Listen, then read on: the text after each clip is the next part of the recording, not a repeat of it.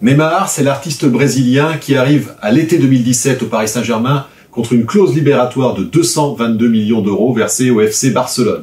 Merci d'être présent pour accueillir Neymar Junior, à qui nous souhaitons la bienvenue.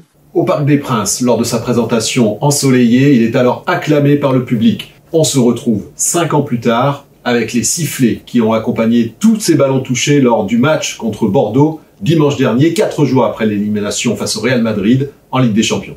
Que s'est-il passé et comment l'artiste brésilien en est arrivé à se faire siffler par ses propres supporters, lui qui avait enchanté à maintes reprises dans les premiers mois le public par ses gestes techniques tous plus classieux les uns que les autres? Eh bien, pour le savoir, il faut sans doute se tourner vers plusieurs éléments. Le premier, c'est le nombre de matchs disputés par Neymar, parce que le Brésilien a été très souvent blessé. Il a manqué plus d'une centaine de matchs pour blessure.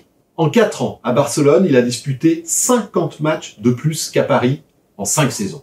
En termes d'efficacité, il faut savoir que Neymar, sur sa première saison, avait été impliqué sur 44 buts avec 28 réalisations personnelles et 16 passes décisives. Cette saison, il ne compte par exemple que 10 buts, 5 passes décisives et 5 buts seulement. Il y a aussi l'aspect extrasportif et la fête que Neymar aime tant. Il y a eu ses anniversaires, fêtés spectaculairement, sa présence lors de nombreux défilés de mode, ainsi qu'une hygiène de vie globale qui a souvent été pointée du doigt, même si le Brésilien s'est fixé des limites et tente de se montrer de plus en plus raisonnable. Mais aujourd'hui, à l'heure d'une nouvelle déception en Ligue des Champions pour le Paris Saint-Germain, dans un match auquel Neymar a participé, eh bien, il y a une énorme frustration et un sentiment de rejet vis-à-vis du Brésilien qui symbolise finalement toutes ces années d'échecs du PSG dans sa quête européenne.